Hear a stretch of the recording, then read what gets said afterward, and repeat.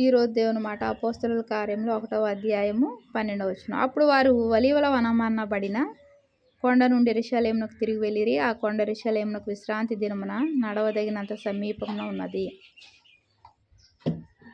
శిష్యులు ఎక్కడికి వెళ్ళారు? యెరూషలేమునకు తిరిగి వెళ్ళారంట. ఒలీవల వనమనబడిన కొండ నుండి. వారు అప్పటి వరకు ఎక్కడున్నారు? ఒలీవల వనమనబడిన కొండ దగ్గర ఉన్నారు. ఎప్పుడైతే యేసయ్య వెళ్ళిపోయాడో యెరూషలేమునకు తిరిగి వెళ్ళారు. ఆ కొండ యెరూషలేమునకు విశ్రాంతి దినమున నడవదగినంత సమీపమున ఉన్నది.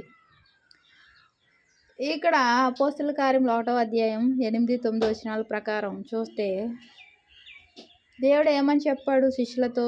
పరిశుద్ధాత్మ మీ మీదకి వచ్చినప్పుడు మీరు శక్తి నొందెదరు అని చెప్పాడు. ఎప్పుడైతే శక్తి వస్తుందో పరిశుద్ధాత్మ పొందుకొని పరిశుద్ధాత్మ దేవుణ్ణి మనలో చేర్చుకుంటామో, ఆ శక్తిని మనం పొందుకుంటామో, ప్రతి బలహీనత బంధకాల నుంచి విడుదల కలుగుతుంది. మరి దేవుడు చెప్పాడు, వారు చూచుండగా, ఆ మాటలు చెప్పి వారు చూచుండగా యేసయ్య 9వ వచనంలో పరలోకమునకు ఆరోహణమయ్యాడు. శిష్యులు ఆకాశం వైపు అలా చూస్తున్నారు, తేరి చూస్తున్నారు. ఒక మేఘము యేసయ్యను కొనుక్కోవడం జరిగింది. యేసయ్య ఎక్కడికి వెళ్ళాడు? తండ్రి వద్దకు వెళ్ళాడు.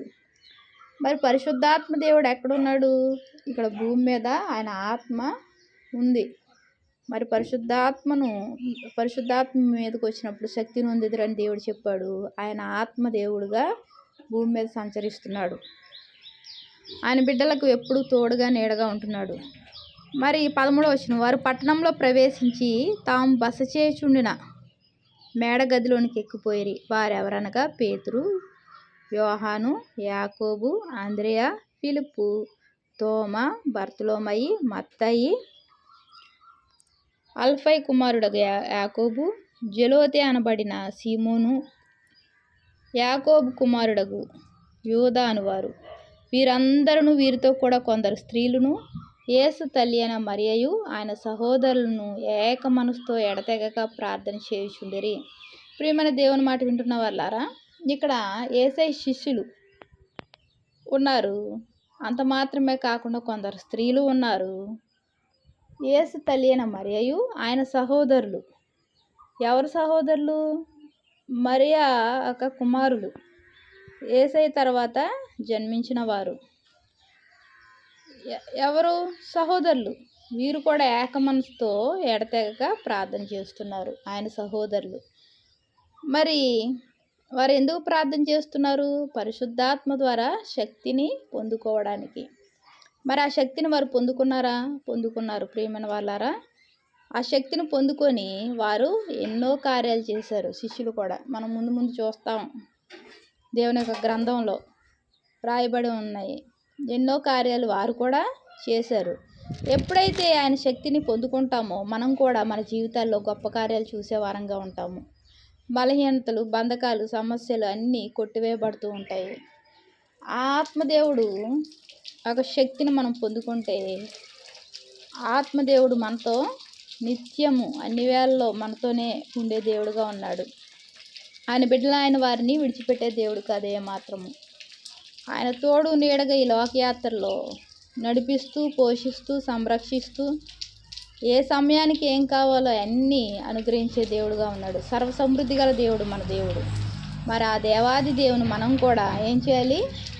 ఏక మనసుతో ఎడతెగక ప్రార్థన చేయాలి. వాక్యం వింటున్న మీరు ఆ కుటుంబం కోసం, మీకు తెలిసిన ఆత్మీయులందరి కోసం ప్రార్థన చేసేవారుగా ఉండాలి.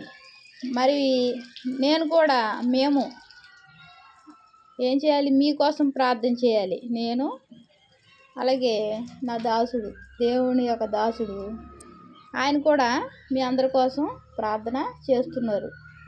మరి మీకు ఇంకా ఏ అవసరతలు ఉన్నాయో వచ్చి ప్రార్థన చేయించుకోవాలి అనుకుంటే అన్ని వేళ మీకు ఆహ్వానం.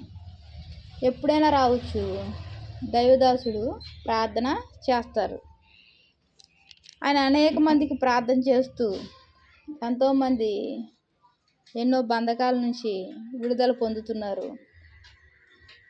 మరి మీరు కూడా దేవుని యొక్క సన్నిధికి వచ్చి ప్రార్థన చేయించుకోవాలనుకుంటే మీరు అభ్యంతరంగా రావచ్చు. ఏ భేదము లేదు, అందరము ఒకటే, మనందరము ఒకటే. దేవుని యొక్క ఆశీర్వాదాలు పొందుకుంటూ ముందుకు సాగిపోతాం. దేవుని వందనాలు ప్రార్థన చేసుకుందాం. మహాప్రేమగల తండ్రి, కృపగల నాయన, నీకు ఎన్నో వందనాలు, స్తోత్రాలు అయ్యా తండ్రి. తండ్రి, ఎడతెగక ప్రార్థన చేసే అనుభవాన్ని మాకు అనుగ్రహించండి ప్రభా. తండ్రి నాయన, ఒకరోజు వాక్యం చదివి ఒకరోజు ప్రార్థన చేసి వదిలివేయడం కాదయ్యా తండ్రి. ఎడతెగని అనుభవాన్ని మాకు అనుగ్రహించి నీ ఆశీర్వాదాలు పొందుకునే కృపను అనుగ్రహించండి తండ్రి నాయన. పరిశుద్ధాత్మ ద్వారా శక్తిని పొందుకోమంటున్నావయ్యా. నీ శక్తిని మేము పొందుకునే కృపను మాకు అనుగ్రహించండి. వాక్యం వింటున్న ప్రతి ఒక్క కుటుంబాన్ని ఆశీర్వించి దీవించండి ప్రభా. వారి వారి అవసరతలు తీర్చండి ప్రభా.